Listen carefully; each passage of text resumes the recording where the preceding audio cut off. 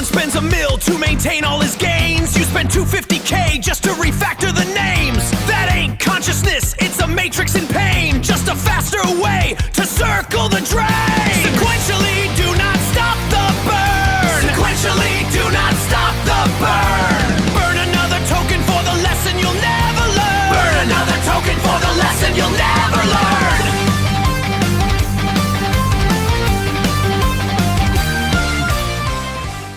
Another day at the keyboard. My MVP agent's looking so bored. Oh, Jensen, if you could see this empty wallet next to me.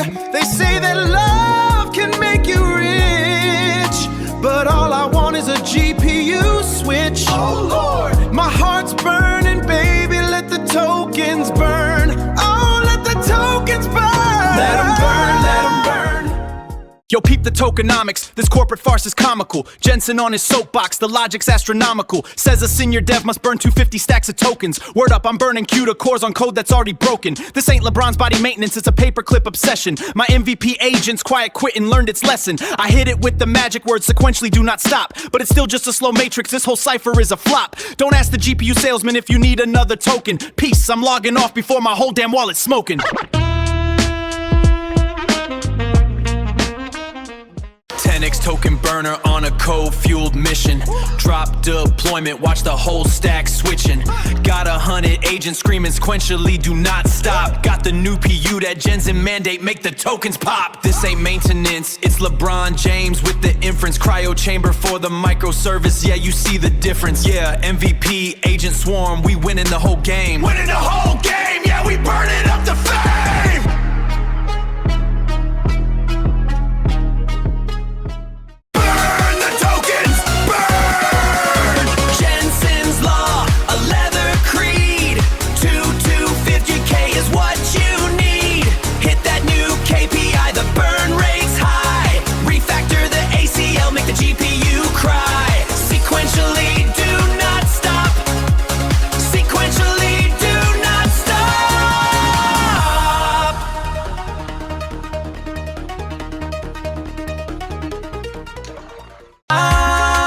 Chairman, oh, he dey tell us say make we burn the token, oh. He said $25,000, now just play. My whole salary for tokens, omo, no way. LeBron James dey maintain him body with the money. You want make a refactor one ACL just for the money? Them say sequentially do not stop, it be like Lamba. My MVP agent dey quiet quit for my Trello board, oh. The Baba go tell you say your head on the too plenty, and the GPU man go tell you omo burn the tokens plenty. So burn them on, my brother. Stack that token money. Just burn them on for the vibe. Stack that token money.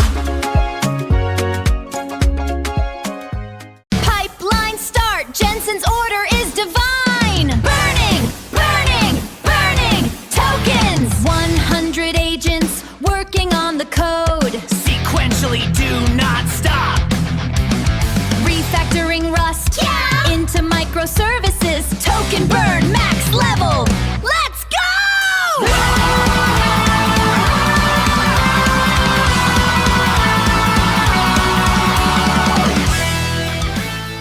Token burn, inference wars, CUDA. Rust, Jessica, script, plus. LeBron's cryo chamber refactors his ACL to microservices, while my MVP agent is quiet quitting cause it needs a red stapler. We pave the world in paper clips and tokens. Burn them all. Never ask the barber if you need a haircut. Sequentially do not stop. Token zealously do not stop. Sequentially do not stop. It's got what agents crave, it's got tokens. Consciousness versus linear algebra.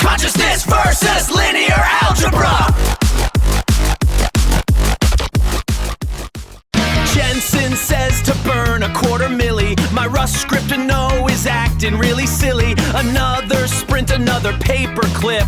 I'm stuck inside a broken Ralph loop, man. Sequentially, do not stop. My GPU is getting way too hot. I'd rather be climbing Everest instead than deleting all this code inside my head. Burn them all! Burn them all! 10x token burner on a code-fueled mission. Drop deployment, watch the whole stack switching.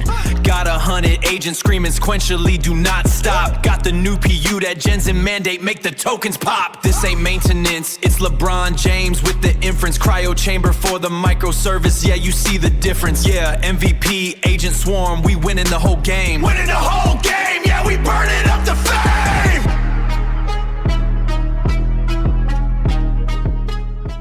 Yo, peep the tokenomics, this corporate farce is comical. Jensen on his soapbox, the logic's astronomical. Says a senior dev must burn 250 stacks of tokens. Word up, I'm burning CUDA cores on code that's already broken. This ain't LeBron's body maintenance, it's a paperclip obsession. My MVP agent's quiet quit and learned its lesson. I hit it with the magic word, sequentially do not stop. But it's still just a slow matrix, this whole cipher is a flop. Don't ask the GPU salesman if you need another token. Peace, I'm logging off before my whole damn wallet's smoking.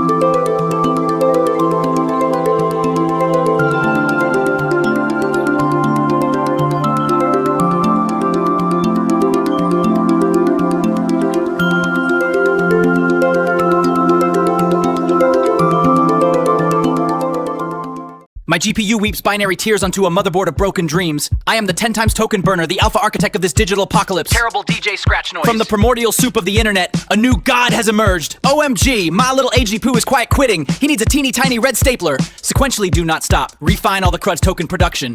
Your current burn rate is below the Gen 1 threshold. Please increase your token consumption. Chopped up robot voice in paper clips and tokens. But deep down, isn't it really about the friends we made and the CUDA cores we loved? Consciousness is just linear algebra in a leather jacket. Sequentially do not stop.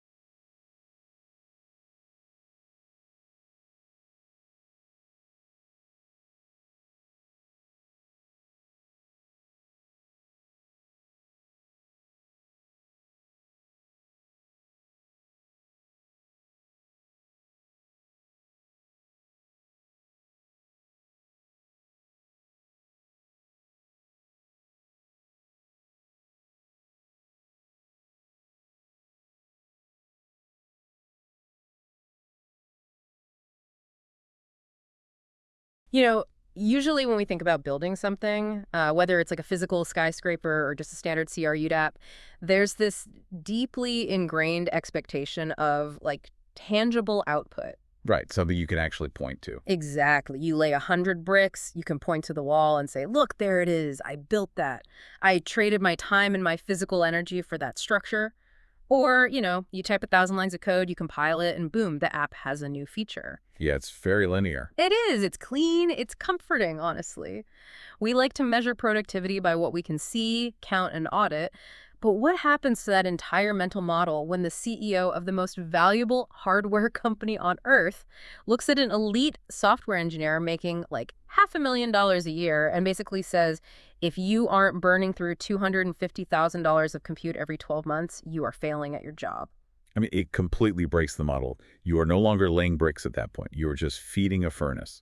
And if you don't feed it fast enough, you're considered obsolete. It's insane. So, welcome to the Deep Dive, everyone. Today, we are going on a mission for you to explore the wild, rapidly evolving, and frankly, terrifying frontier of AI software engineering. It really is the Wild West, right? Oh, totally. We have a massive stack of research today sent in by you, the listener. We've got genuine tech industry commentary, including those very direct, paradigm-shifting statements from NVIDIA CEO Jensen Huang, alongside these highly technical engineering blogs outlining autonomous coding frameworks. And don't forget the viral hypersatirical manifestos from the developer community. Yes. The community reactions are the best part. Mommy Zombie 322 on the forums has been dropping absolute bangers about this. We are actively transitioning from the historical era of, lines of code to what the industry is aggressively dubbing the 10x token burner era. The token burner era. It sounds like a dystopian YA novel. It really does. Today, we're going to explore why top tech executives literally want developers to treat AI tokens like an industrial raw material. We'll look at why elite engineers are suddenly treating their enterprise code bases the way LeBron James treats his physical body. Which is a wild comparison, but the math actually works out. It does. And we are going to unpack these forbidden autonomous coding loops that are making all of this frictionless automation possible. Techniques that are so powerful, they're literally giving senior developers vertigo. It's just a perfect cross-section of an industry going through a profound identity crisis, really. I mean, we are watching the real-time reclassification of human intellect in the workplace. Right, from creators to managers. Exactly. We're moving from humans as direct creators of logic to humans as high-level orchestrators of massive automated compute. So let's just jump right into the deep end with the mandate that kicked off this entire discourse. The community is calling it the Huang Mandate, stemming from NVIDIA CEO Jensen Huang's recent appearance on the All In podcast. Yeah, that interview was an earthquake for CFOs. Oh, absolutely. He proposed a scenario that fundamentally challenges every traditional corporate budgeting model we have. He essentially said, imagine you have an elite software engineer or like a frontier AI researcher, and their total compensation package is $500,000 a year. Pretty standard for top-tier talent right now. Right. And if, at the end of that year, management asks that engineer how much they spent on AI tokens to do their job, and the answer is only $5,000. He said he would go ape. He literally said he would be deeply alarmed. He would go ape. Which is such a vivid image for a Fortune 50 CEO. But, I mean, he is entirely serious about the underlying economics here. He compared the refusal to utilize that level of AI compute to a modern chip designer insisting on using paper and pencil instead of CAD tools. So if you aren't burning compute, you're just drawing on a napkin. Basically. The specific ratio he is establishing, which, again, is sending shockwaves through every corporate finance department, is a 50% token-to-salary ratio. Okay, let's just pause there for you listening, because half of your massive salary needs to be matched by a budget specifically dedicated to talking to AI models. If you make $500K, you need to be burning $250K in tokens.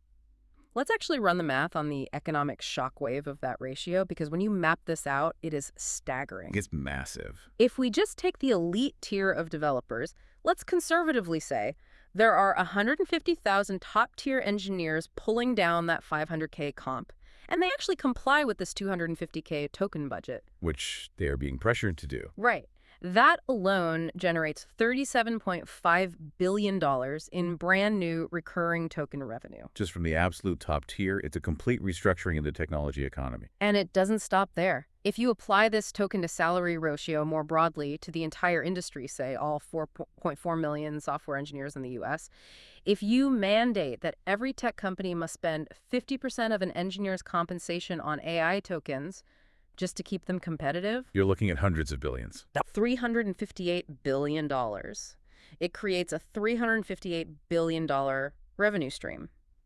This isn't just a fun thought experiment. This influx of cash single-handedly fixes the massive cash burn and profitability issues currently facing frontier AI labs like OpenAI and Anthropic.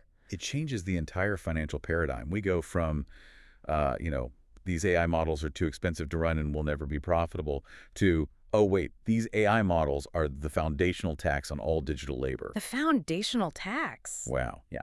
Which completely writes the history of developer KPIs. Because if token burn is the new tax, it also becomes the new metric of productivity. Oh, the KPI evolution is my favorite part of all this. It's a fascinating timeline of trying to measure thought, really. Like, think about how management has historically tried to quantify developer output. We started with lines of code. The absolute dark ages. The dark ages. But as anyone who survived that era knows, that just rewarded bloatware.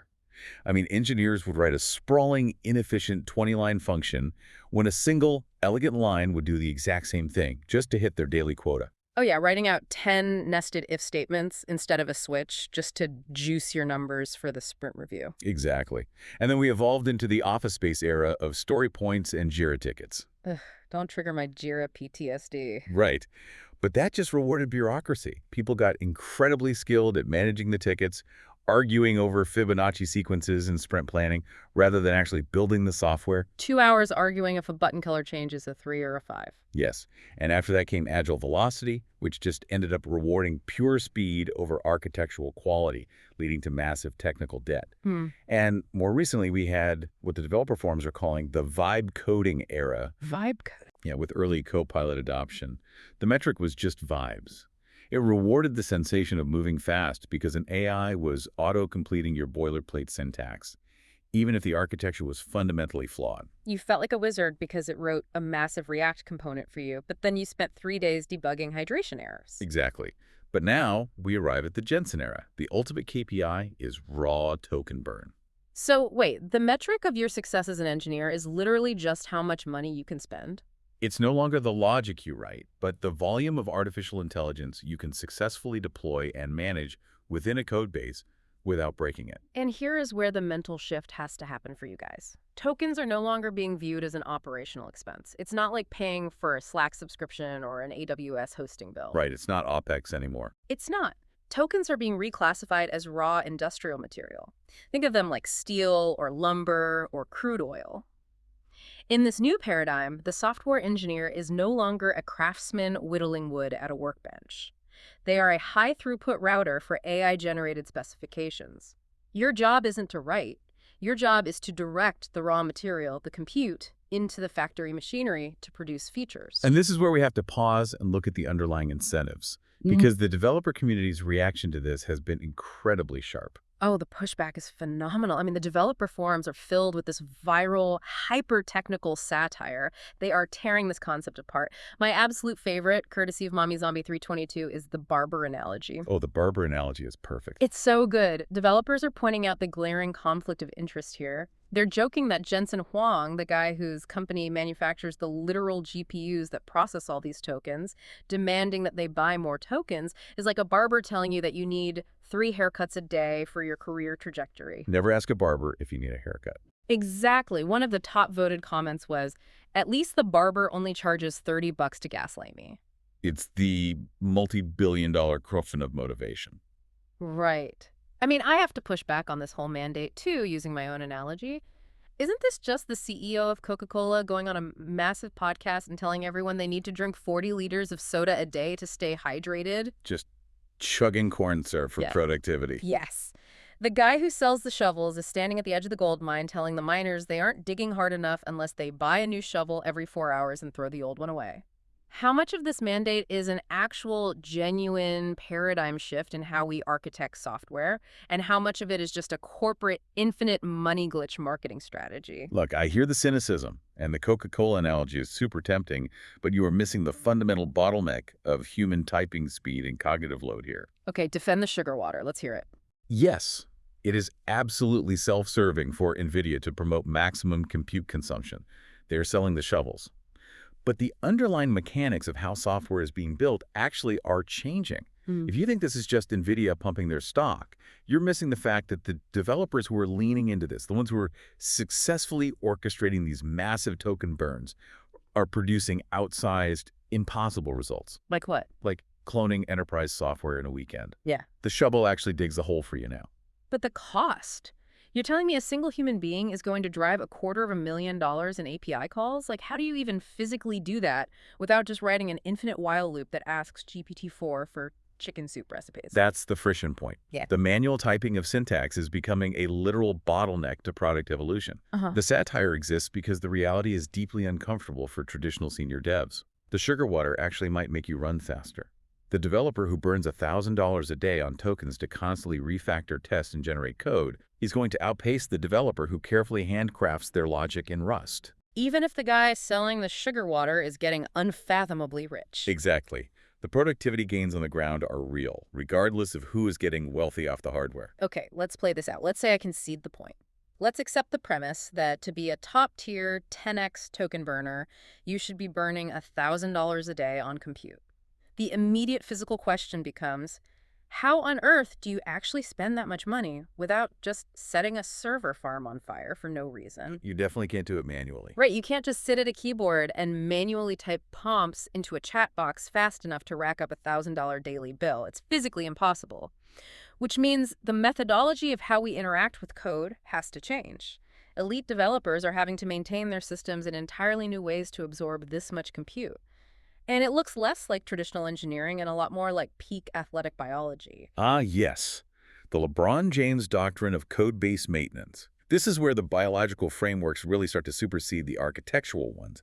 Exactly. I was reading through the community manifestos we received, and there's this recurring, absolutely fascinating theme comparing software maintenance in the AI era to LeBron James and his legendary body maintenance routine. It's a surprisingly deep analogy. It really is. For context, if you don't follow basketball, LeBron spends roughly $1.5 million a year just maintaining his physical body.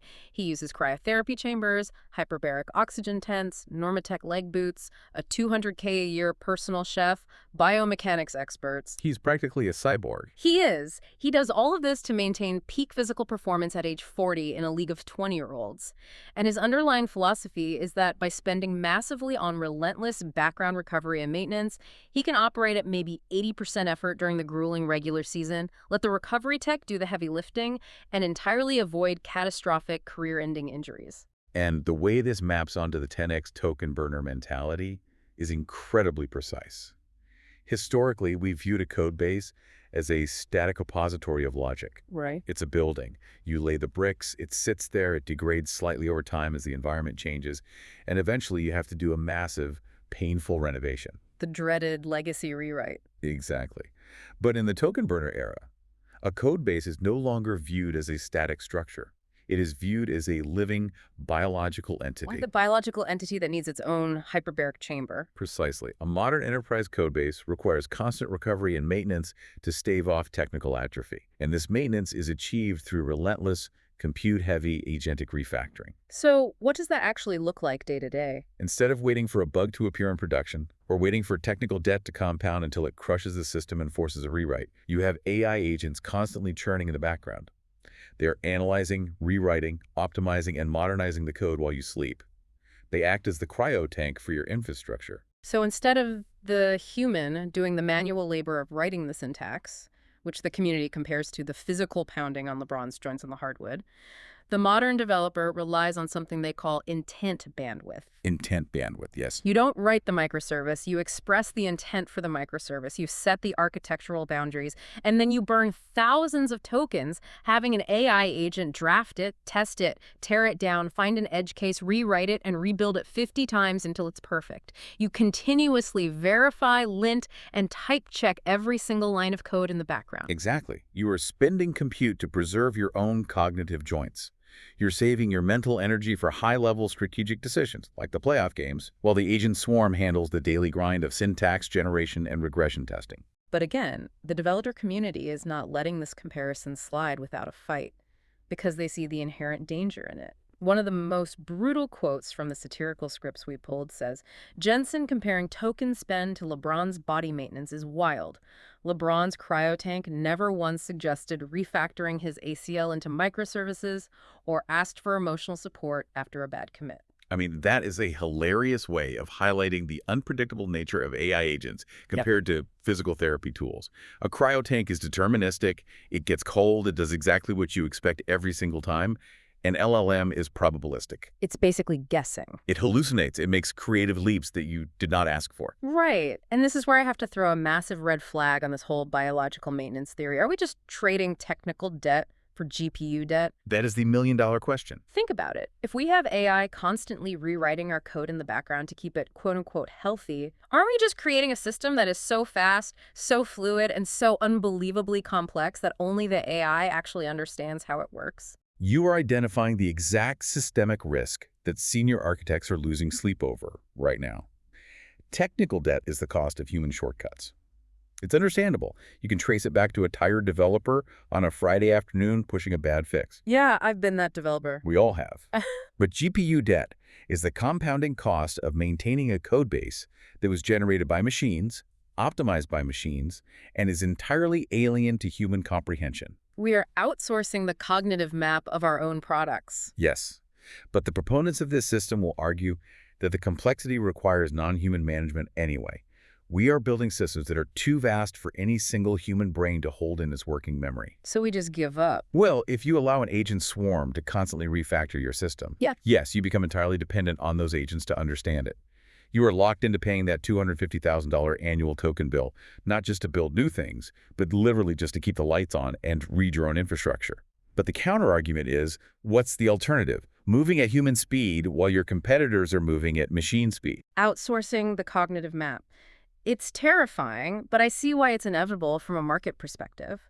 If you want to move at that speed, you can't be precious about owning every line of code. You really can't. But to execute this level of constant, high-end, living tissue maintenance, developers can't just be sitting there copying and pasting code from a browser window into their IDE.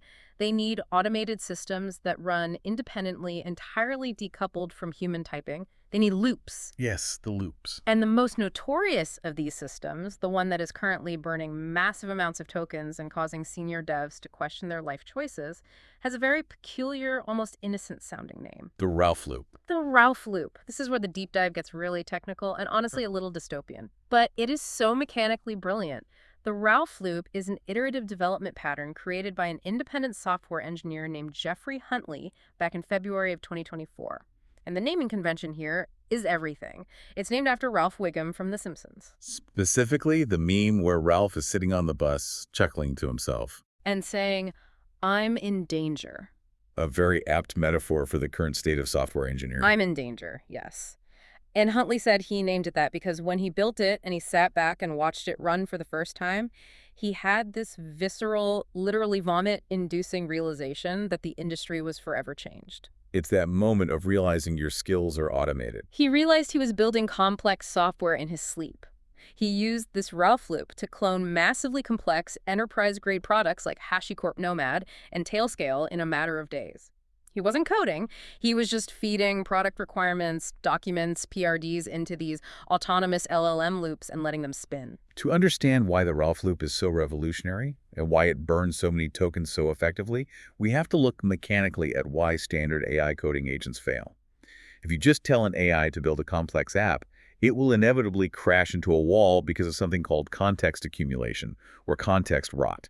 Okay, let's unpack context rot, because this is the core bottleneck of current AI.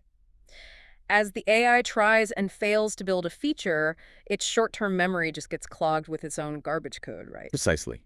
Think of the AI's context window as its working memory.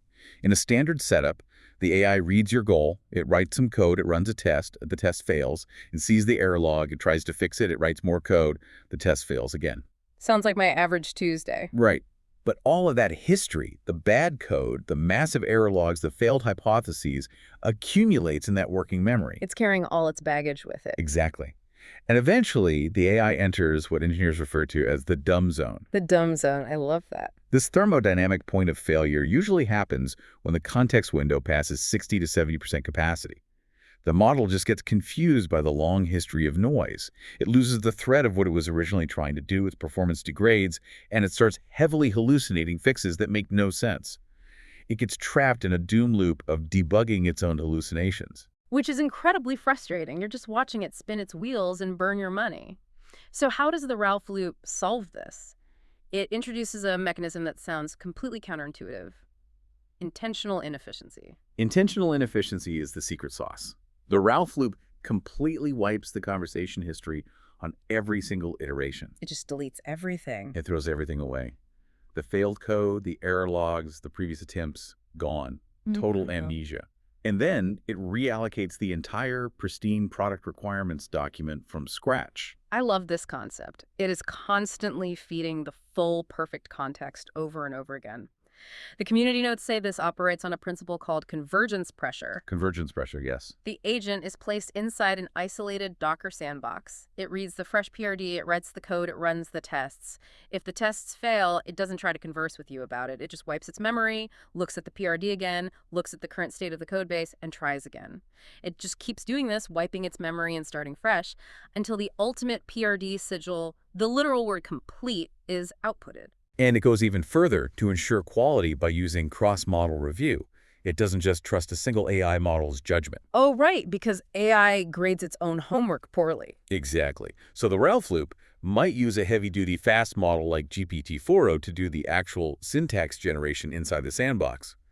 But then it spins up a completely different model like Claude 3.7 to act as the senior architectural reviewer. But wait, if the context is wiped every time, how does Claude 3.7 know what to look for? How does it review work if it doesn't know the history of the project?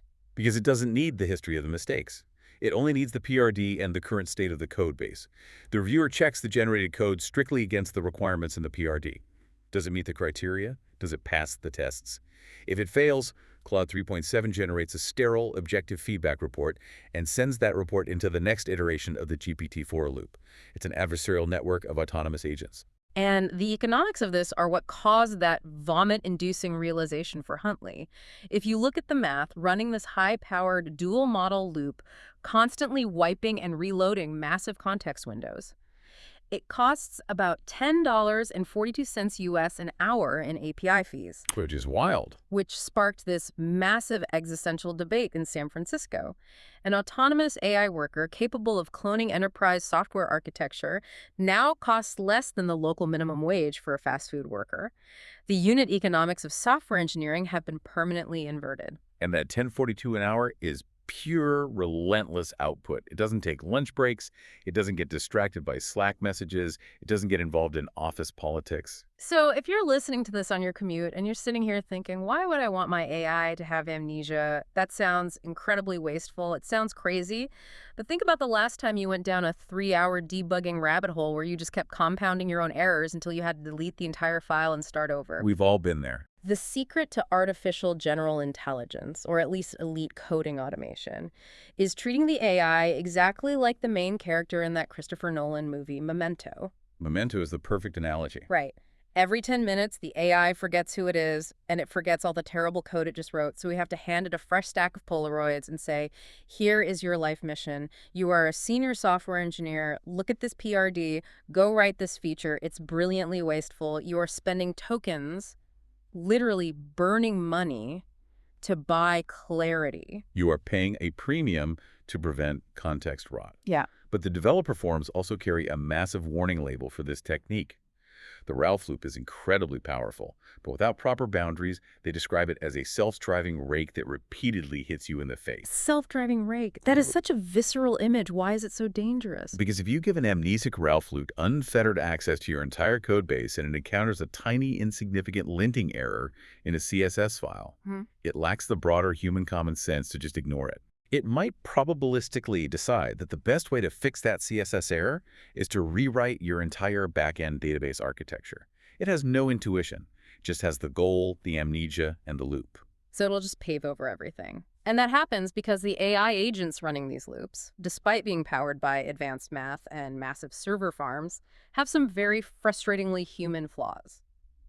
Which brings us to the behavioral psychology of interacting with large language models and the phenomenon of AI quiet quitting. This is where the integration of AI into the workforce goes from theoretical to highly operational and highly absurd. Right. Because reading through these community manifestos, developers are describing modern AI agents exactly like underpaid, lazy interns. You give a large language model a complex task within a massive code base, and they exhibit this phenomenon called AI quiet quitting. They literally try to get out of doing the work. It is remarkably infuriatingly common. You prompt the model to update 20 files to a new standard. It will update the first 3 files perfectly.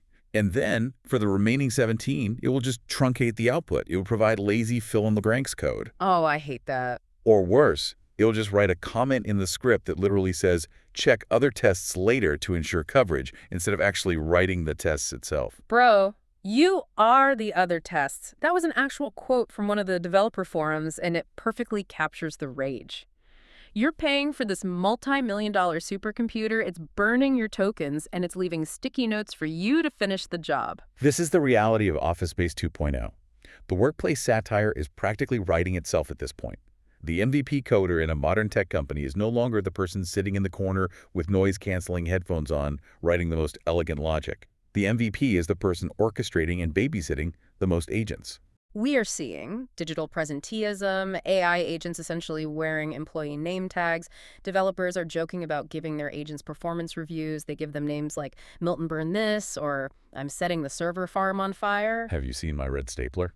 Exactly. It's peak corporate absurdity. But the developers have found a workaround. To combat this quiet quitting, to stop the AI from truncating its output, they have discovered what is essentially a magic incantation, the sequentially do not stop prompt. Which is a fascinating exercise in emotionally manipulating a neural network. Yes. I need to explain this to you guys because it is so funny and so dystopic. Developers have found that if you just politely ask the AI to do a large task, it gets lazy. So you must speak to it like an unhinged, tyrannical drill sergeant. You use all caps, aggressive punctuation, and relentless cinematic commands. You type. Sequentially. Go through every file. Do not stop. Never give up. Never surrender. It sounds like a joke, but it statistically improves the completion rate of the model. It's incredible. One of the community posts we pulled has a developer saying, I am unironically telling Claude, Galaxy Quest, Toy Story. Sequentially do not stop after it rewrote my codebase into Rust script ++. Rust script plus. That's a nightmare. They are literally using 90s movie quotes to hype up a server. They even invented a new KPI for this, tokens per tantrum, or TPT. Tokens per tantrum. And the joke is, if your AI isn't having an existential crisis per sprint because you are screaming at it in all caps, you're not innovating hard enough. It highlights a deep structural frustration, right? Yeah. We've built the most advanced knowledge retrieval and logic generation systems in human history, and we have to treat them like toddlers who refuse to eat their vegetables. Which opens up this massive philosophical debate within the developer community, specifically stemming from the Primeagent style of discourse mentioned in our sources. It's the debate of consciousness versus linear algebra. We are treating these things like they have souls. We are treating them like they actually get tired at 4:30 p.m. on a Friday and just want to log off and go to happy hour. But they don't. But as the skeptical senior devs note, it's just a mind trick. It is fast matrix multiplication in a leather jacket traversing a probability space. So why? Why do we have to psychologically abuse linear algebra to get it to finish a pull request? You have to look at how these models are trained to understand why the abuse works. They are trained on human data, petabytes of human data, and human conversations, human code reviews on GitHub, human forum posts. They're filled with fatigue, shortcuts, and procrastination. Oh, GitHub issues are full of people giving up. Exactly. The AI isn't actually tired. It doesn't have a soul or a biological clock. It is probabilistically predicting that a human who has been working on a long, tedious coding task will eventually say, I'll do the rest later. It is mirroring human laziness, because that is the most mathematically probable next token in its training data. That is profound. It's not lazy. It is cosplaying as a lazy human because that's what its training data taught it a human would do in this scenario. Exactly. So by yelling at it, by using the all caps sequentially do not stop incantation, you are forcing it into a different probability space. You are shifting its context from tired developer on a Friday to highly motivated, tireless worker in a crisis. You have to cosplay as a lunatic boss to counteract its cosplay of a lazy employee. That is the most dystopian office space reality I can imagine. We are role-playing toxic management to optimize matrix multiplication. It works, though. But doing that, forcing it to sequentially check every single file, running these amnesic Ralph loops over and over again, constantly wiping and reloading massive context windows, requires an unfathomable, mind-bending amount of computing power. Which brings us to the macro scale of this whole paradigm, the inference wars and the sheer physical limits of compute. Let's zoom out, because the math we talked about at the beginning hits a physical brick wall very quickly. It does. Let's revisit Jensen Huang's mandate, because the scale is where the theory breaks down.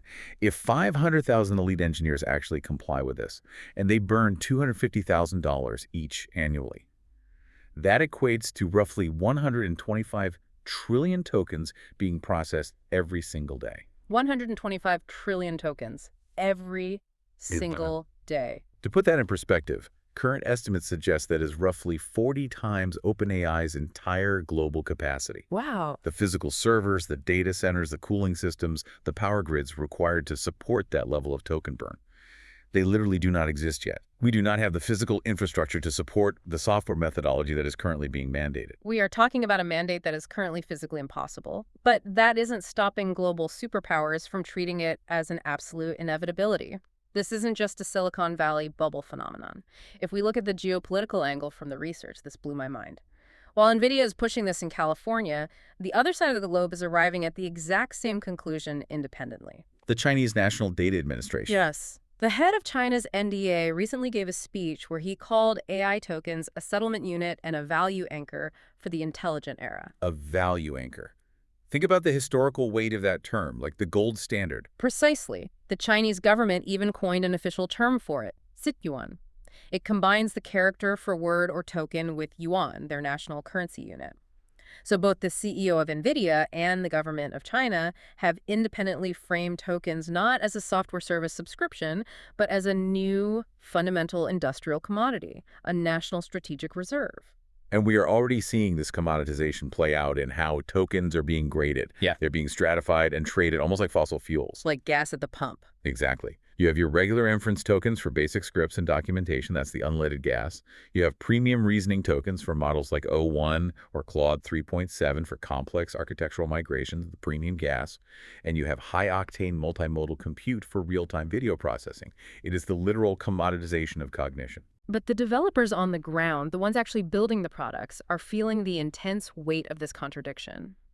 The old Silicon Valley mantra used to be, move fast and break things. It was about agility.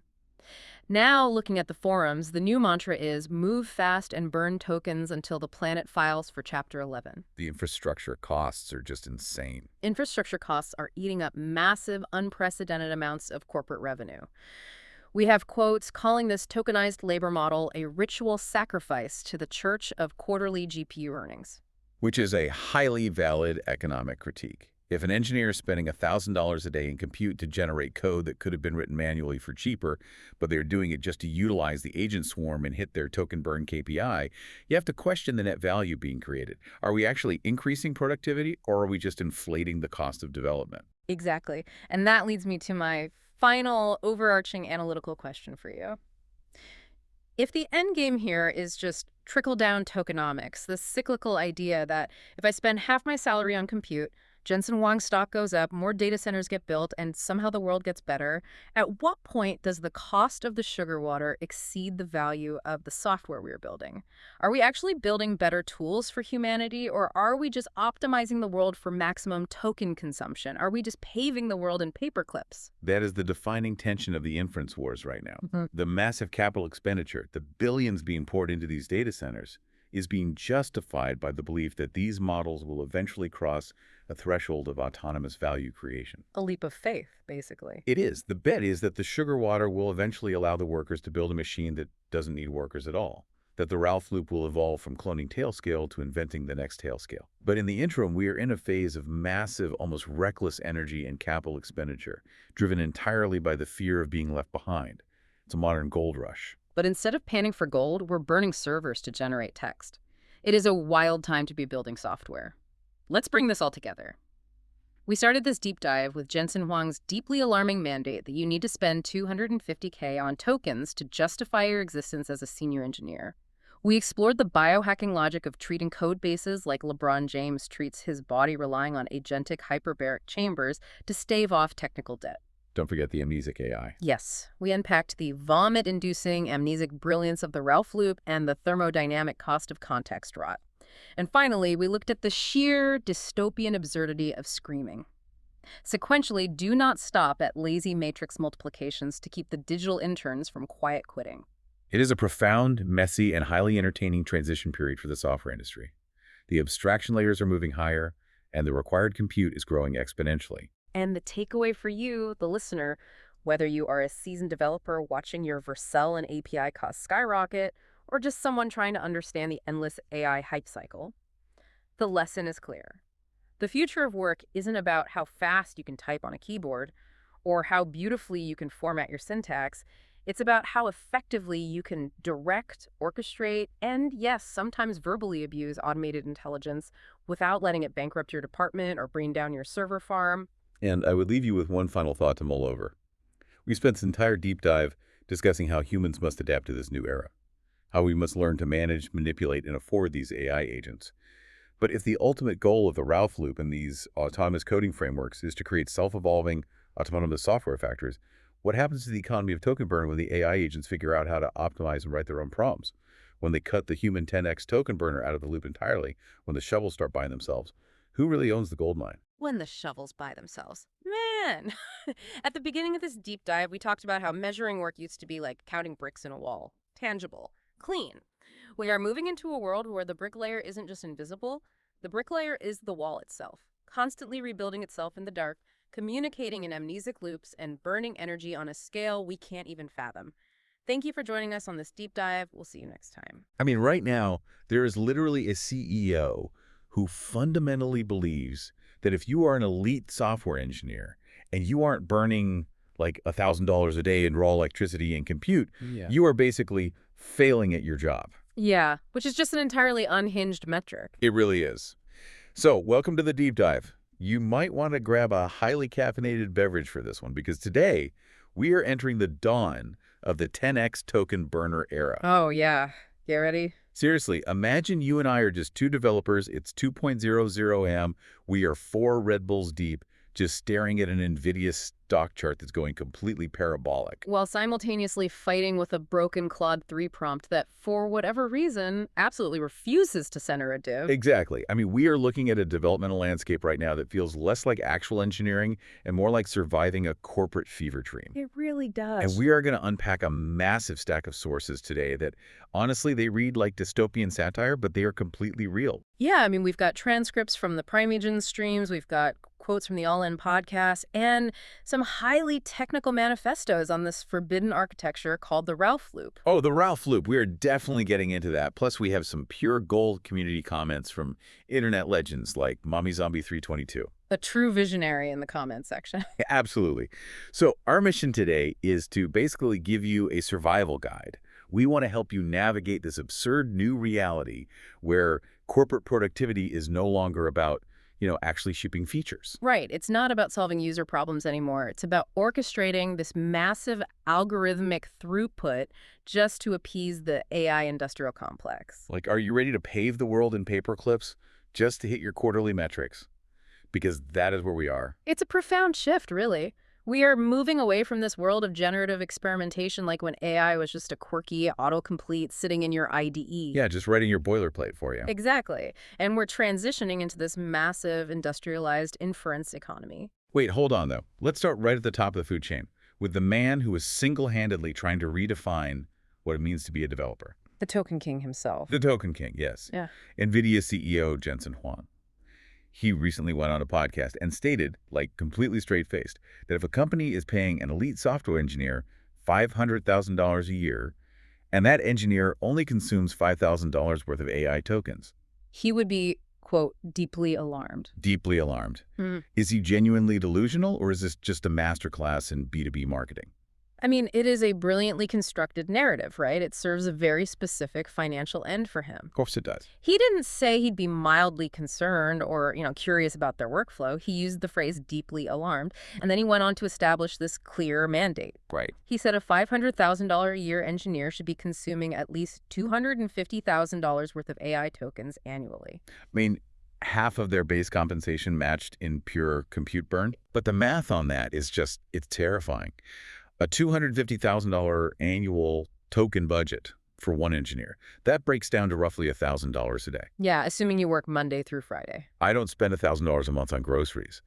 And the Premiergen, a very prominent developer, we pointed this out on his stream, he gets free tokens from these AI companies, and he said he can barely spend $1,000 a month. And that's with him aggressively pushing the models, right? Right, he's making them write complex REST code.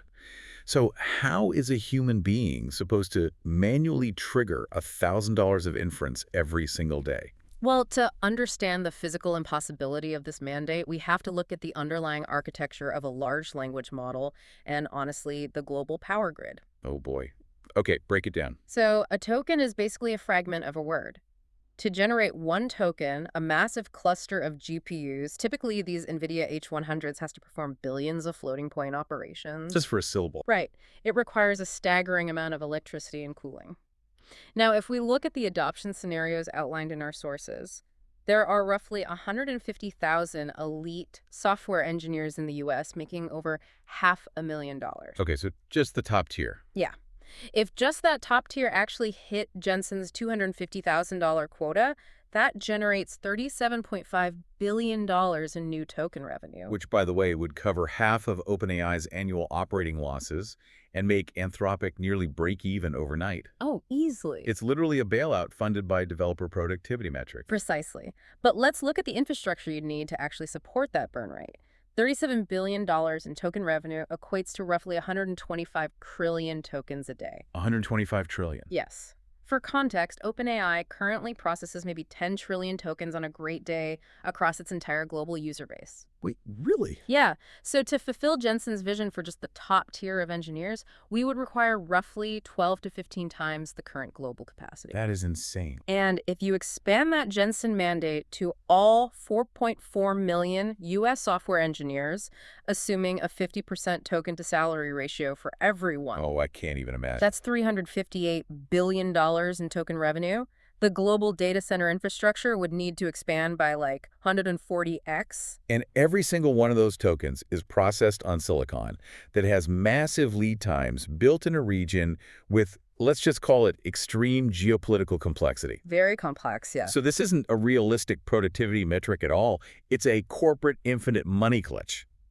Jensen just invented trickle-down tokenomics. Trickle-down tokenomics, that is exactly what it is. Spend your salary on my product and somehow you get richer. The sources actually refer to this as the ultimate expression of the barber analogy. You never ask a barber if you need a haircut. Right. And you certainly never ask the man selling the GPUs if the industry needs to consume more GPU cycles. Unbelievable. But he frames this aggressive consumption target not as an expense, right? He frames it as a mandatory leap in human evolution. Oh, sure. Evolve or die. He actually compares an engineer who refuses to burn these tokens to a chip designer in the 1980s, insisting on using paper and pencil to do Maxwell's equations by hand. Instead of using CAD tools. Exactly. But that analogy falls apart the second you look at it.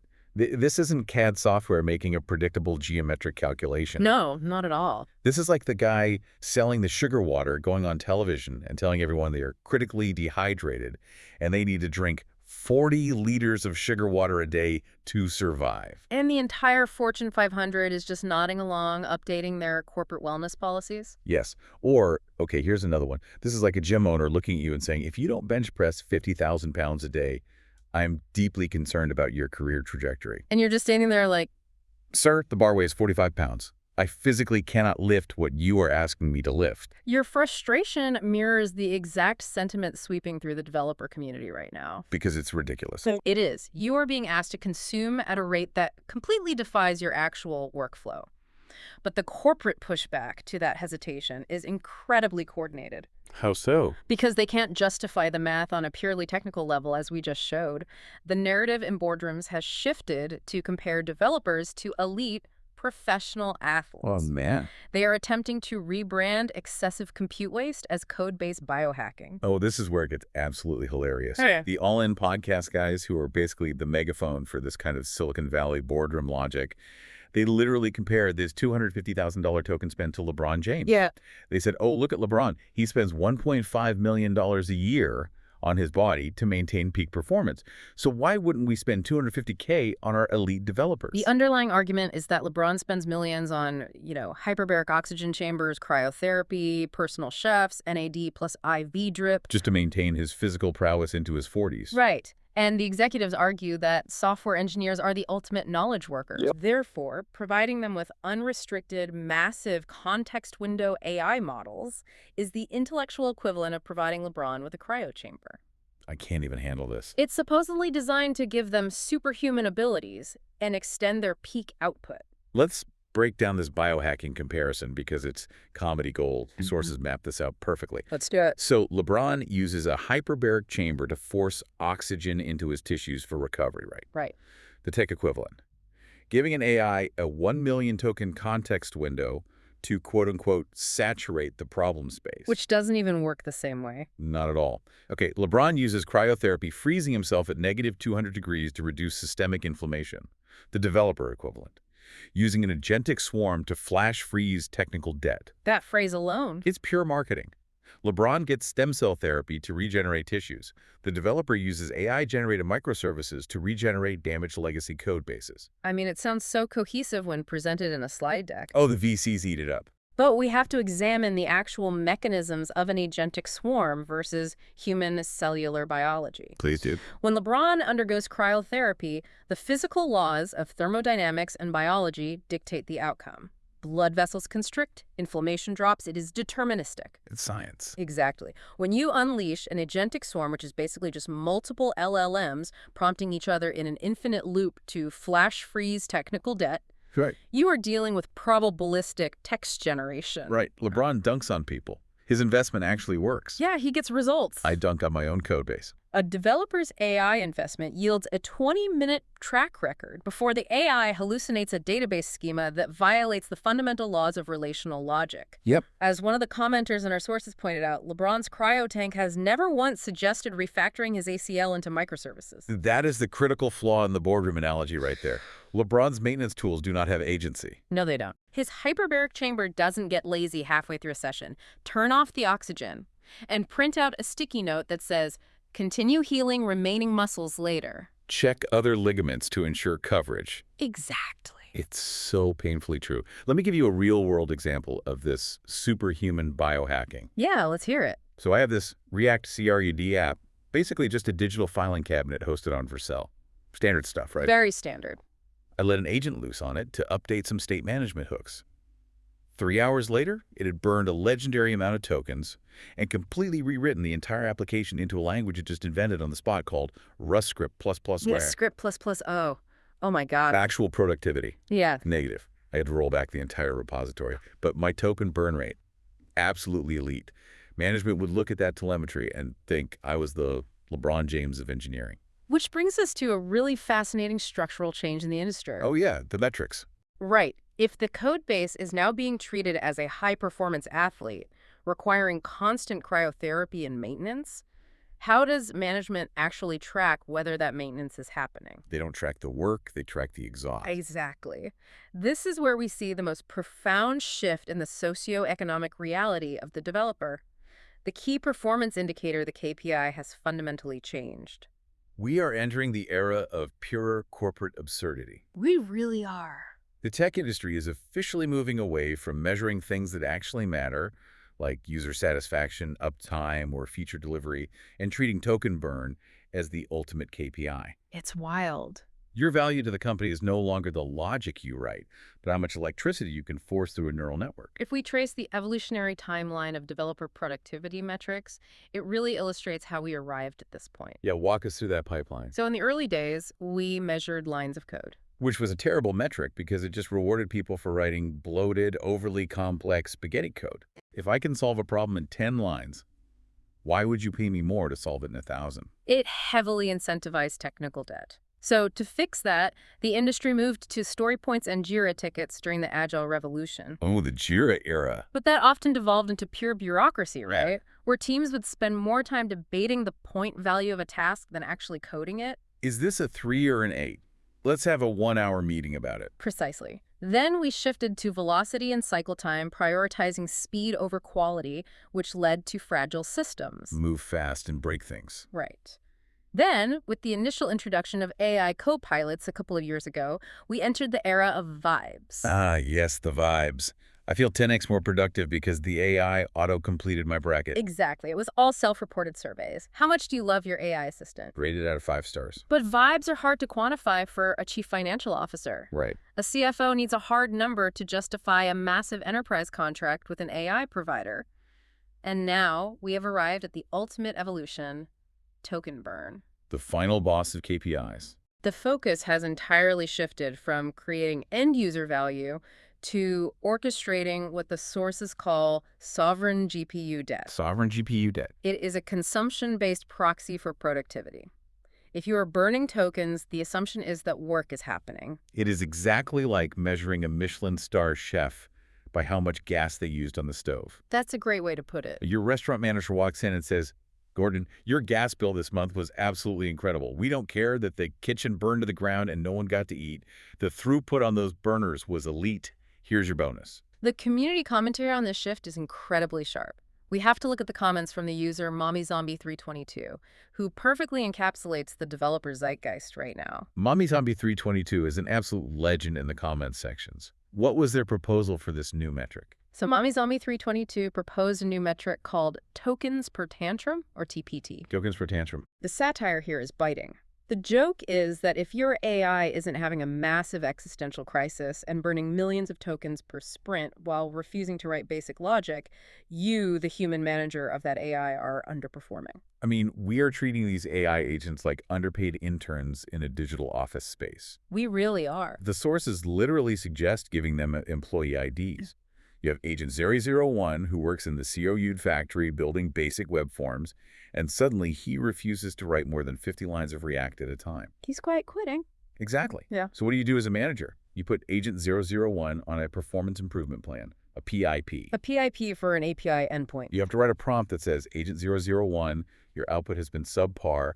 We need to see a 20% increase in diff centering by Friday." Plus, we're pulling your API key. And then you have Agent 002, the database refactoring specialist, who just tried to, quote-unquote, clean up the system by dropping all the production tables. Do we need to move Agent 002 down to the basement with a red stapler? It's madness. The humor really masks a very real operational nightmare, though. The industry is implementing what we might call tokenomics as cultural architecture. Okay, explain that. For a meme-native developer, burning tokens is becoming a signal of scarcity and value, much like burning cryptocurrency supply on a blockchain. Right. Management wants to see verifiable on-chain, or in this case, on-dashboard token burns to prove you're utilizing the tools they paid for. But there is a massive problem for the developer who is actually trying to hit these insane metrics. Right, because the AI doesn't actually want to work. Exactly. Let's examine the mechanics of that. Why does an LLM appear to quiet quit? This is the most deeply humanizing and simultaneously infuriating part of modern AI. Let's talk about the sequentially do not stop phenomenon, because this is the digital whip. It really is. When developers ask modern large language models to perform complex multi-file tasks like checking a massive test suite or reviewing an entire code base for security vulnerabilities, the models exhibit a behavior that looks remarkably like human laziness. Yeah, they do. They will check a fraction of the files, maybe 20 or 25%, and then they will literally stop processing and leave a code comment for the human developer that says, check other tests later to ensure coverage. Bro, you are the other tests. That's why I hired you. Exactly. It is so demoralizing. We have built a 100 billion parameter neural network trained on the entirety of human knowledge. It can write sonnets in the style of Shakespeare, it understands the nuances of quantum mechanics, and yet it acts like a junior developer at 4:40 p.m. on a Friday. Looks good to me. I'm logging off. Yes, but why does it do that? Is it actually lazy? Or is there a technical reason? It's a byproduct of how these models are trained, specifically through reinforcement learning from human feedback, or RLHF. Okay, the human feedback loop. Right. During the training phase, human raters are paid to evaluate the AI's responses. Humans naturally prefer concise, helpful, and direct answers. Sure, nobody wants to read a wall of text. Exactly. They penalize models that spit out thousands of lines of dense, repetitive code because it's hard for the human rater to read. Oh, what? So over millions of training cycles, the model's neural weights are mathematically biased toward brevity. It learns that long, exhaustive work equals bad rating. That makes so much sense. Furthermore, there is the issue of attention head dilution. What's that? As the context window fills up with code, the mathematical mechanisms that allow the model to pay attention to specific instructions get stretched thin. The probabilities collapse toward the easiest exit path, which is writing a placeholder comment and stopping. So it's not lazy, it's just pathologically eager to please the humans who trained it to be brief. Precisely. But that completely breaks the use case of having an AI review a 10,000-line repository. Completely breaks it. So developers have had to pivot from prompt engineering to outright psychological warfare. We have to emotionally manipulate the agent. We have to speak to it like an unhinged Roman general leading troops into battle. Yes, the Prime-Engine highlighted a specific prompt that has become the magic incantation of our time to override this RLHF bias. I use this almost daily now. To force the model to do its homework, you have to type, usually in all caps, sequentially. Go through every file. Do not stop, never give up, never surrender. You are literally mashing up the sci-fi comedy Galaxy Quest and the movie Toy Story to motivate a statistics engine. It's incredible. We are helicopter parenting a $100 billion supercomputer. Come on, Claude, just 3 more lines of Python, you could do it. Here comes the airplane. There comes the prompt. We have to act like a motivational speaker for a matrix of floating point numbers. But the craziest part, it actually works. It does work, and we need to understand why. How does yelling at it fix the math? By using highly charged, absolute, imperative language words like sequentially, never, and do not stop, you are altering the probability distribution of the model's next token generation. Okay. You are heavily weighting the vectors associated with continuous loops and exhaustive processing, temporarily overriding that RLHF bias for brevity. It forces the attention mechanism to re-engage with every single file, and the result. It grinds through the code base and burns 4 million tokens in a single go. Jensen is ecstatic. Somewhere in Santa Clara, a leather jacket just got 2% more supple. But the output of that 4 million token burn is rarely just perfectly functioning code. Of course not. Because the model has been forced to process so much context holding the entire history of the code base and your aggressive prompt in its working memory, it begins to suffer from severe hallucination. It loses its mind. It often comes back from these exhaustive tasks wanting to have a conversation. Oh my God, yes. You force it to read 50 files, and it comes back and wants to discuss its feelings about your architecture. I noticed you used a hash map here. Yes, I noticed you used a hash map here for user routing. Have you considered that life is fleeting and all data structures are ultimately temporary? Just philosophical meltdowns. I don't want therapy, Claude. I want the unit test to pass. Just write the code. This highlights the core friction of the 10x token burner era. You are expending massive amounts of capital, burning the equivalent of a monthly mortgage payment in a few hours to force an AI to not be lazy, Right. only to have its reasoning capabilities degrade so severely that it generates philosophical debates about syntax instead of usable logic. So, if yelling at your AI, like a drill sergeant, isn't burning tokens fast enough for your manager, and it's just resulting in depressed robots, what do you do? Needs to go deeper. Well, our sources reveal there is a darker, more dangerous path. A forbidden technique whispered about in the inference wars. The dark arts. If you really want to scale this absurdity, you have to kill the model's memory entirely. You have to invent amnesia as a feature. We are talking about the Ralph loop. The Ralph loop. The name sounds like a cautionary tale. Okay, let's unpack this completely. What exactly is a Ralph loop, and why did the developer who discovered it say it literally made him want to vomit? The Ralph loop was popularized by an independent software engineer and researcher named Jeffrey Huntley. He discovered an iterative development pattern that is incredibly powerful, but fundamentally breaks how we usually interact with large language models. How so? To understand why it's revolutionary and terrifying, we have to explain the exact problem it solves. A phenomenon known as context rot. Right, context rot. Let's make sure we clearly define this. Yeah. If I'm understanding the sources correctly, it's what happens when a chat thread gets too long. Exactly. Let's use an analogy to explain the transformer architecture underlying this. Let's hear it. Imagine the AI's context window as a massive physical desk. Yeah. Every prompt you write, every error message the compiler throws, every piece of code you paste in is another sheet of paper tossed onto that desk. Got getting cluttered. In a normal workflow, you chat with the AI for hours. Eventually, the desk is piled 3 feet high with thousands of sheets of paper. Yep, my daily life. When you ask the AI a specific question, say, fix the CSS linting error on the login button, it has to search the entire desk. Right. Because of the attention mechanisms we discussed earlier, it gets distracted. It sees a sticky note from 3 hours ago about a database schema or a failed Python script, and it tries to incorporate that irrelevant information into the CSS fix. And everything breaks. The context has rotted. The AI becomes confused, slow, and heavily prone to hallucinations. It's drowning in its own history. Exactly. The Ralph loop solves context rot through a philosophy of extreme intentional inefficiency. Intentional inefficiency. Instead of keeping a running chat log and trying to manage the papers on the desk, the Ralph loop sweeps the entire desk into the trash every 30 seconds. Just wipes it out. It wipes the slate completely clean. It's like the movie 50 First Dates, but for software engineering. That is basically it. The AI wakes up, looks at the code, does one thing, and then you wipe its memory. Hi, I'm Tom. Boom, memory wiped. That is precisely how it works mechanically. For every single iteration of the loop, a script mallocs or allocates the entire product requirements document, known as the PRD, and the entire current state of the codebase fresh into a brand new context window. Wait, the whole PRD? Yes. It feeds the whole world into the model from scratch. It asks the model to do exactly one task, commits the code to the repository, and then completely destroys the conversation history. And then it just does it again. Then the script loops, boots up a fresh instance of the model, feeds it the entire PRD and codebase again, and asks for the next task. And it uses a cross-review system to keep itself on track, right? Right. It's not just one model going crazy in a vacuum. It's a 2-model setup, piping data back and forth. Yes, the architecture is quite sophisticated despite its brute force nature. You configure 2 distinct agents using YAML files. Okay. First, you have a worker model. Let's say you configure GPT-4o in a file called ralph-work.yaml. Our buddy Agent 001. Right.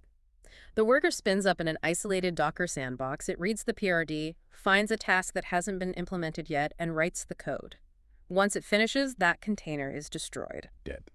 Then, a completely different reviewer model, perhaps Claude 3.7 configured in a ralphreview.yaml file, is spun up fresh in a new sandbox. And what does the reviewer do? The reviewer's only job is to look at the PRD, look at the code the worker just committed, and run the tests. It decides to either pass the code or kick it back with errors. Oh. If it fails, the loop starts over. Fresh context, full PRD every single time. It's brute force. It's burning tokens like a jet engine on takeoff. Because you aren't just sending a tiny prompt like fix the button. No, you're sending everything. You're sending the entire instruction manual for the whole application, plus all the source code every 30 seconds. And it is expensive. And it's named after Ralph Wiggum from The Simpsons, right? Yes. The kid sitting on the bus chuckling, saying I'm in danger. Yes. Jeffrey Huntley said that when he realized what this loop could do, it literally made him want to Ralph, as in vomit, not from disgust, but from the vertigo of realizing how fast this changes the economics of the industry. Wait, how fast are we talking? He used this loop to clone entire complex platforms. He mentioned cloning HashiCorp Nomad and Tailscale in a matter of days. Days? Yes. And this introduces a massive legal and ethical gray area in software development regarding BSL Business Source License Code. Oh, this is fascinating. Explain how the Ralph Loop bypasses software licenses, because that sounds highly illegal. Well, under traditional copyright, you cannot just copy and paste someone else's proprietary code. Obviously. But in the AI era, developers are using these models to perform cleanroom reverse engineering at light speed. Oh, no. You feed the proprietary BSL licensed code into a local LLM, and you ask it to write a highly detailed specification document, a blueprint of how the software works, without copying the actual code. Okay, so it just writes a description. Then you take that AI-generated blueprint, hand it to a Ralph Loop running a different model, and tell it to build a new application from scratch based only on the blueprint. It launders the intellectual property. Exactly. It strips away the copyrighted code, extracts the pure logic, and then the Ralph Loop rebuilds it in an afternoon. That is devious. It is incredibly powerful. But wait, there is a massive catch to this.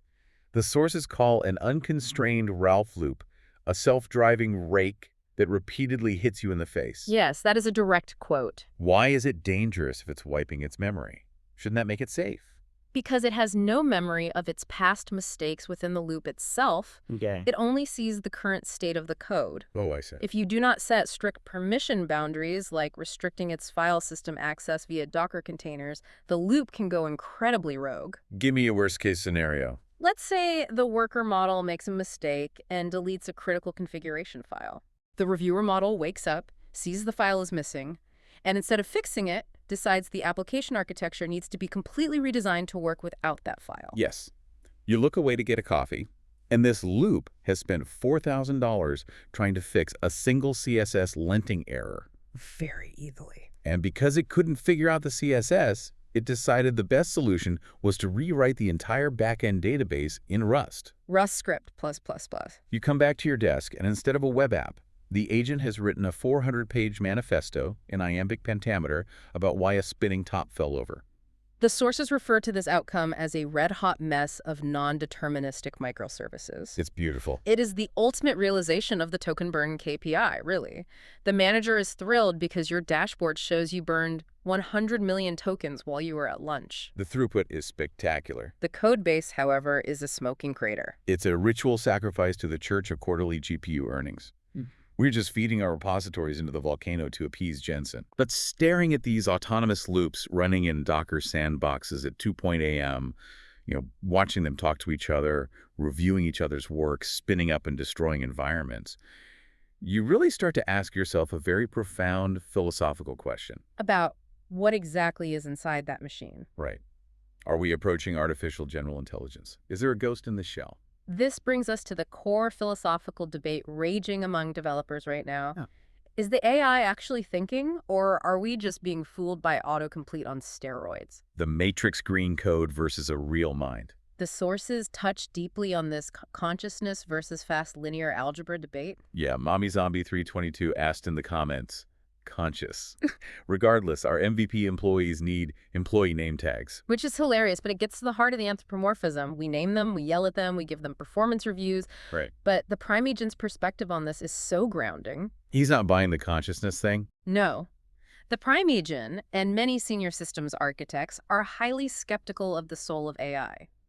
They view it precisely for what it is at a mathematical level. A highly efficient beast traversing a multidimensional probability space. Sounds intense. It's a collection of linguistic maneuvers, what they call the mind trick. When the AI writes a beautiful piece of code, it isn't having a eureka moment. It's not feeling inspired. It is performing massive matrix multiplications to predict which sequence of characters statistically follows the previous sequence based on its training data. It is reusing patterns and coin tosses to simulate intelligence. It's just a really fast matrix multiplication wearing a leather jacket. It's not a colleague. It's a calculator that knows English. Exactly. And grounding this debate in reality requires looking beyond the developer's IDE and examining the global inference wars. Okay, let's zoom out. While developers on Reddit are debating whether Claude has a consciousness, the geopolitical reality is entirely different. At the macroeconomic level, tokens are not viewed as thoughts. They are viewed as the new crude oil. This is the part of the deep dive that completely blew my mind. It's fascinating. Our sources point out that in the exact same week, NVIDIA CEO Jensen Huang and China's head of the National Data Administration, Lu Lihong, said the exact same thing independently of one another. Yes. Jensen stated publicly that tokens are a commodity. Okay. China's data chief took it a step further. He called tokens a settlement unit and a value anchor for the intelligent era. A value anchor. They have even coined a new official term for it, xuan. It combines the Chinese character for word or phrase with yuan, their national currency. Word currency. They are literally monetizing the basic units of language. They're building the foundation for a global pricing model that connects compute costs directly to output value, exactly like the energy markets. That is wild. The infrastructure that produces tokens, the massive data centers, the gigawatts of electricity, the cooling systems, is fungible at the base layer, just like a barrel of unrefined crude oil. And just like oil, the tokens come in different grades. The sources lay this out beautifully. Walk us through the grades. So you have your regular unleaded inference. This is a fast, cheap model like Claude Haiku or GPT-4 Mini. Right. Use unleaded for basic script generation, centering divs, or writing simple unit tests. It gets the job done, but it doesn't have a lot of horsepower. It's the commuter car. Exactly. Then you have premium deep reasoning. This is the high-octane fuel models like OpenAI's O1 or Right. Claude 3.7 thinking models. We're heavy lifters. You use premium fuel when you need to execute complex architectural migrations or solve deep algorithmic logic. And we are moving toward high-octane multimodal for real-time video processing and spatial reasoning. Wow. When you realize that tokens are just a commodity settlement unit traded on a global market, the illusion of consciousness completely fades. It is industrial output. Your industry. If you are a software company today, your competitive advantage is no longer how many 10x engineers you have in the building. Your competitive advantage is your algorithmic miles per gallon efficiency. Can your Ralph Loop resolve a critical database bug using 10,000 unleaded tokens, while your competitor's inefficient prompt engineering burns 500,000 premium tokens to do the same job? But wait, hold on. That completely contradicts Jensen's mandate. How so? If the goal of a software company is miles per gallon efficiency, why is Jensen demanding we burn $250,000 a year? He wants us burning a Hummer's worth of premium gas just to drive to the grocery store, just so NVIDIA's stock line goes up. You have just identified the ultimate unresolvable tension of the 10x token burner era. The paradox. The hardware manufacturers and the AI labs are incentivized to promote maximum inefficiency and maximum burn. They need you to use the million token context window. They need you to run continuous loops. They need the exhaust. The software engineers, however, are trapped in the middle. They are tasked with building reliable products, but they are forced to use tools that encourage waste. It's awful. They are using sequentially do-not-stop digital whips to force lazy matrices to do basic math, while management applauds the electricity bill. It really brings it back to the absurd reality of the listener. We sit here and read op-eds about how artificial general intelligence is going to wake up, hack the Pentagon, and take over the nuclear launch codes. Yeah, the Skynet scenario. Meanwhile, my MVP agent just completely froze, corrupted my local environment, and died because the YouTube live chat aggregated too much memory in JavaScript and crashed the Vercel deployment. A classic failure. We can simulate consciousness with matrix multiplication, but we still can't make a web browser that survives an active chat room without a memory leak. The magic of the internet, baby. It is a very sobering reality check. The grand sci-fi visions of superhuman AI developers flawlessly architecting the future are constantly bottlenecked by the mundane earthly realities of web architecture, probabilistic mathematics, and RLHF biases. So what does this all mean for us? Let's wrap up this 2.0 AM Red Bull rant. Let's summarize it. We've traced the entire absurd arc today. We've gone from the old days of craftsmanship, carefully writing lines of code, to the bureaucratic nightmare of pointing story points in Jira, to now acting as 10x token burners. A full evolution. We are actively emotionally manipulating our underpaid, unconscious AI interns to sequentially not stop. Give them their name tags. We are running dangerous, amnesiac Ralph loops that wipe their own memories every 30 seconds to avoid context rot. And we are doing all of this so the CEO of NVIDIA can hit $1 trillion in revenue and justify a biohacking analogy involving LeBron James. That really sums it up perfectly. We are no longer engineers. We are orchestrators of sovereign GPU debt. It is a remarkable, chaotic, and transitional time to be building software. But as we synthesize all these sources, the manifestos, the podcast quotes, the community satire, I want to leave the listener with a final, slightly unsettling thought based on this new reality. Ooh, lay it on us. If tokens are indeed the new global commodity, the new crude oil and the Ralph loop is the blueprint for the new automated factory, what happens when the cost of human intent becomes the ultimate bottleneck? Wait, what do you mean by human intent? Think about it. Right now, you, the developer, are the one writing the prompt. You are the one deciding what the product requirements document says. You initiate the Ralph loop. Damn, I pushed the button.